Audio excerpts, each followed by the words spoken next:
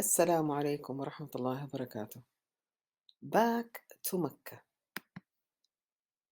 The surah entitled An-Nasr was revealed during the return journey from Al-Hudaybiyah. Bismillah ar-Rahman ar-Rahim. إذا جاء نصر الله والفتح ورأيت الناس يدخلون في دين الله أفواجا فسبح بحمد ربك واستغفر إنه كان توابا. The truce of Al-Hudaybiyah. For 10 years, there were to be no hostilities between the parties.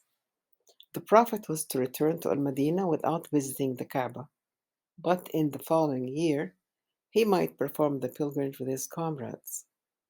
Quraysh promising to evacuate Mecca for 3 days to allow for him to do so. Deserters from Quraysh to the Muslims during the period of the truce were to be returned, but not so deserters from the Muslims to Quraysh.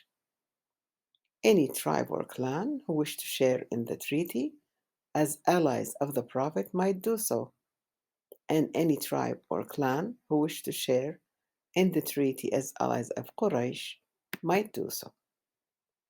This truce proved, in fact, to be the greatest victory that the Muslims had till then achieved.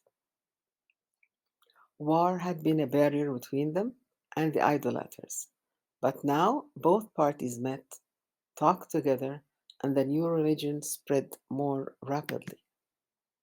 In the 2 years which elapsed between the signing of the truce and the fall of Mecca, the number of converts was greater than the total number of all previous converts. The Prophet traveled to Al Hudaybiyah with 1,400 men. 2 years later, when the Meccans broke the truce, he marched against them with an army of 10,000. The campaign of Khaybar. In the same year, the Jews of Khaybar, a strongly fortified territory at a distance of 4 days' journey from Medina, showed implacable hatred towards the Muslims. United by alliance with the tribe of Ghatfan, as well as with other cognate tribes, their relatives, the Jews of Khaybar made serious attempts to form a coalition against the Muslims. The Prophet and his adherents were apprised of this movement, and immediate measures were taken in order to repress any new attack upon Medina. An expedition of 1,400 men was soon prepared to march against Khaybar. The allies of the Jews left them to face the war with the Muslims all alone.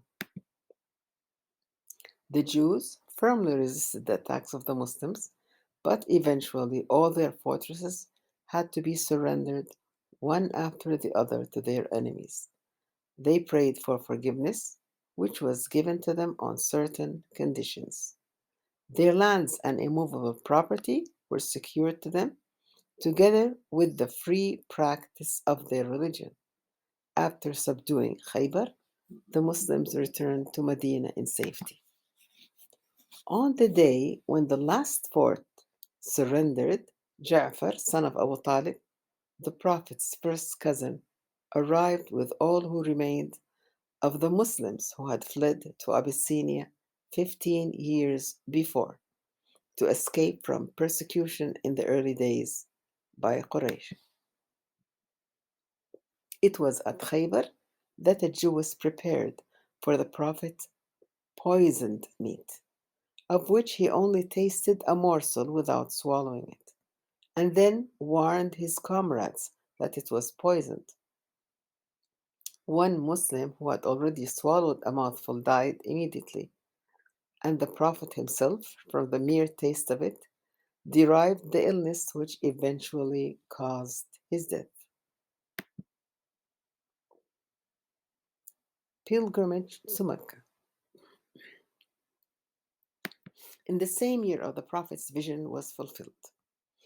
He visited the holy place at Mecca unopposed.